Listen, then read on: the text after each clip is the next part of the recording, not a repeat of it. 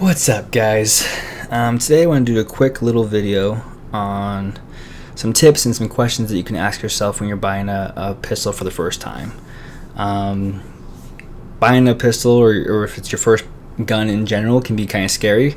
So hopefully this can kind of help you go into it feeling a little bit less intimidated and a little more confident in knowing what you want for yourself before you even step into a gun store, or if you're going to order it online.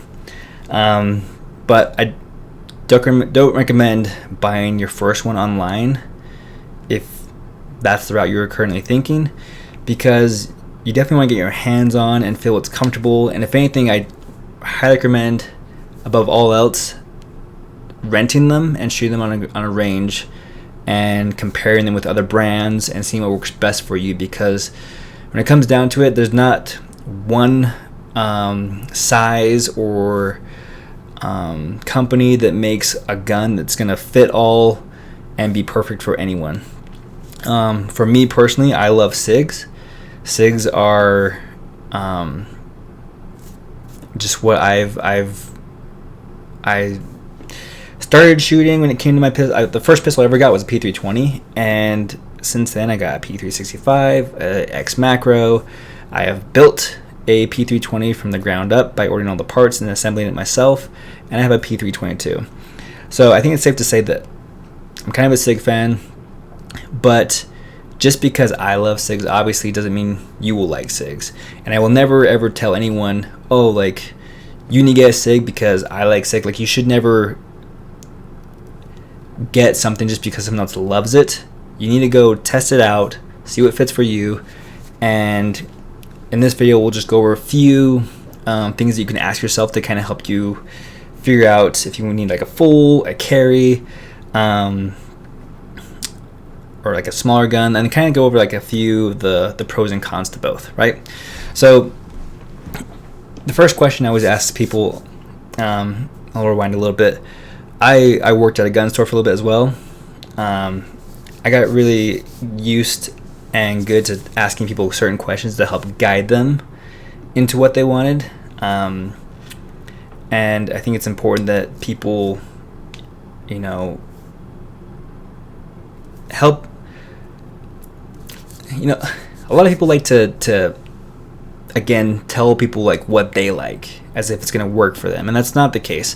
So it's always good to have people feel things, try them out on the range, and see what works best for them, because there's not a single gun out there that I think that is going to be a perfect fit for everyone. So that being said, a question I always ask people when they came into the store was, hey, like, what is this for? Are you buying this for home defense? Is this going to be a concealed carry? Sometimes people don't even know, but it's good to kind of know why you want it and figure out the purpose you're going to use it for. I don't know if there's a perfect gun that's going to do both of those tasks.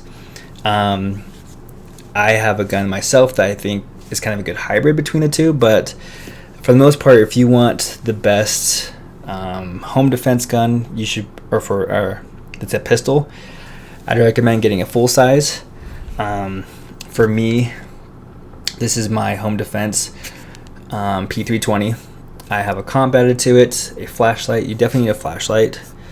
I can't recommend a flashlight enough if this is going to be your home defense. Well, in any defense situation, you definitely want to be able to see what you're shooting at. You don't want to accidentally shoot a family member. That would just be terrible and a bad experience for you. But with a full size, you're gonna get bigger magazines. This is a 21 round mag. I also have a 30 round mag that adds to the aesthetics, but definitely has a purpose. With full size, you have a bigger grip module, or just bigger grip in general, that's gonna help you with accuracy. You have a longer sight radius. It's gonna help with accuracy. Now this isn't actually a full size because this is actually a compact, but with the comp on it, it just looks, this is about the size of what a full size would be. And this is actually the size that it is normally without the compensator. This is my custom P320 that I've built. I took the Killer Innovations comp and barrel off for this video just so you can see a size comparison right there. So you see how much longer the other one is with the comp, but if you look at the edge of this grip module right here, that's where a full would stop right there. Full size P320 that is a 4.7 inch barrel, I believe, whereas the compact version is a 3.9 inch barrel. So yeah, so if you're gonna if it's just home defense, I would say get a full size. A full size makes the most sense when it comes to that. But if you want something for conceal, that's going to vary depending on your size, your height, how you're wanting to conceal. If you're going to use, if you live somewhere it's typically cold, you're probably going to have bigger, baggier clothing to keep warm. That definitely will add a little more options to how you would conceal. If you live somewhere that's hot or warm year round, and you're not going to wear a coat ever, then you're definitely going to want something that's probably smaller. And again, depends on your size. I have a friend who's like 6'9", or not 6'9", 6'2", like 280 pounds, half poly, and he could probably easily conceal my full size P320, or not a full, but this one that's comped. Could probably conceal that. For him though, if he can, I would probably say go with like a compact, because he has big hands, he's a big dude. He'd probably be able to conceal this like I would be able to conceal my P365. That being said, just having a small gun doesn't necessarily mean it's the route you want to go. A lot of women I talked to when they came into the store thought that smaller was better, and that's not the case necessarily. It is better when it comes to concealability and comfortability, but they are snappier, they aren't as accurate, you don't have as much capacity when it comes to rounds. But nowadays, in the last 4 years, a lot of the micros or the subcompacts are 10 rounds or more when it comes to 9mm. This is my P365. I switched out the grip module from the standard one, 10+1, to the 12+1, and I love this gun. This is great. But there's like the Glock 43, there is the Hellcat, and just to give you an example, like the Hellcats are awesome guns. They look good in my opinion.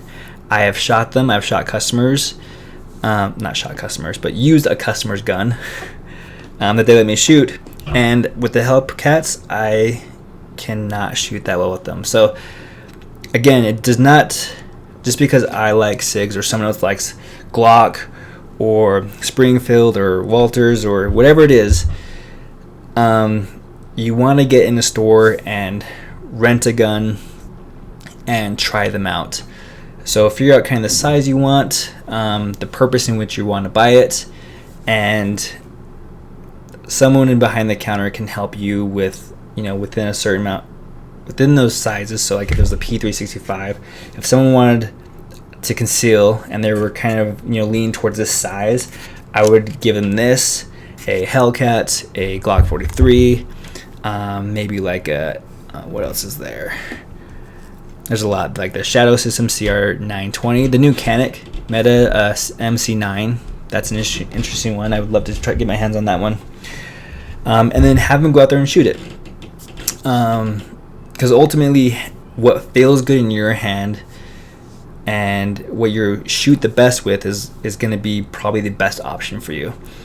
One of the reasons why I gravitated towards SIG so much is because out of the box they came with day-night sights, which is huge. A lot of people don't like to customize stuff or deal with that, so that's one of the reasons why I've leaned towards SIG so much, is because out of the box, I feel like they are ready to go in a lot of ways. Like they have night sights. If Glocks came with that, I would recommend them so much more to people, because they wouldn't have to worry about switching out the sights. And one thing to think about and keep in mind is typically when robberies happen or things, take a turn for the worse, it's most likely going to happen at night. Not all the time, but if things happen at night, you want to make sure that you can see where you're aiming, right? Another thing to be mindful of is, your living situation. My brother-in-law just recently bought his first pistol a few weeks ago, and he's got 3 kids. They live in a house, not in an apartment or condo or anything like that. And he got a safe first and then purchased his gun. He just wanted something for home defense. He wasn't planning on carrying, so he got a full size. He picked up the P320 XV-TAC. I did some research, and he decided he wanted a P320. I took him to the range too before. He knows that I love SIGs, and I didn't want him to get one just because I like them. I wanted him to get something that he likes, so we went to the range. We tried out the CZs. We tried Glock 17, and he ended up going with the SIG.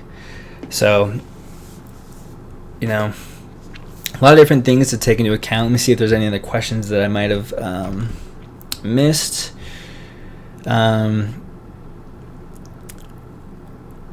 It also, I don't know if it matters too much. Apartments and condos, you want to be mindful of, if you're of over penetration. You definitely want to I recommend getting defensive rounds, because they expand on impact, so it definitely helps with over penetration, but also helps with damage to the person you're trying to put down. Let's see if I took some notes. Just want to make sure I'm not missing a lot. There's a lot to consider, so I know I'm going to miss some things. So for anyone else that has great ideas of things or questions you should ask yourselves before purchasing a firearm, definitely leave some comments down below, and I would love to see your guys' feedback. The 2A community I worked at the gun store, I definitely realized is a very, very cool community. Everyone's super nice to each other. People love to help each other out. So this is definitely a safe space for you guys. If you guys have questions, ask. If I don't know the answer, someone else in the comments, I guarantee, is going to know the answer. Again, there's not a one-size-fits-all gun for you guys, or for any specific person. So the best thing to do is get your hands on it, take it to the range, figure out what works for you, and then I kind of look at features and different things that the guns have and that some don't, and then kind of help with that. But anyways, I hope this kind of helped. If not, go ahead and thumbs down. Won't hurt my feelings. But you guys stay safe, and peace.